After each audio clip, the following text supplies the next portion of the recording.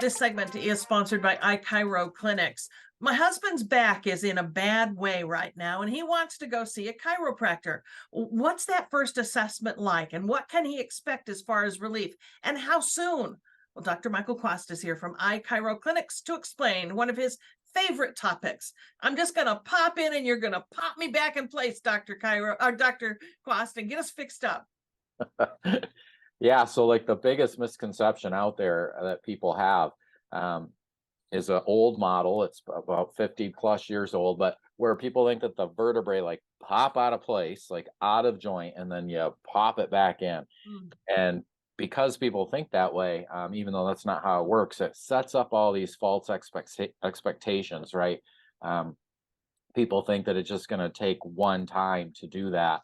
And while sometimes people can feel better with a treatment, it's not because you're popping it back in place.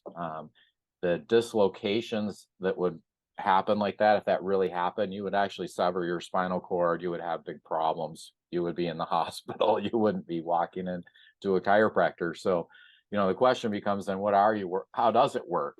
Yes. And, people always ask that, and we try to teach that very well, because people who understand get the best results. So really what it is, it's the deep muscle around the spine. That deep muscle is what we're actually working on, and stretching and changing the deep muscle is really the secret to getting somebody better. If you can change the way the body works with those deep muscles, then the person not only feels better, but they feel better because they function better. And that's where, the testing comes in to measure where those problems are, and watching and tracking that is how we get results. And it happens over time. And each plan for each person, I suspect, is different based on what you discover in terms of where the problem is and how you're going to attack it. Yeah, so we have a unique process.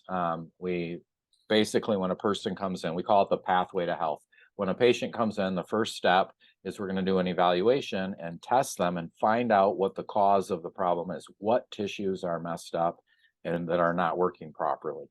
Once we see that, then we're going to teach them how stuff works, but we're going to do a few different treatments with them and just see how they react to that. Not because we think a couple treatments is going to be like a miracle cure, but a couple treatments gives you a window into what we call a patient's rate of response. So for example, if we work on you a couple times and you're like, oh my gosh, I'm so sore, that person's going to take a lot longer.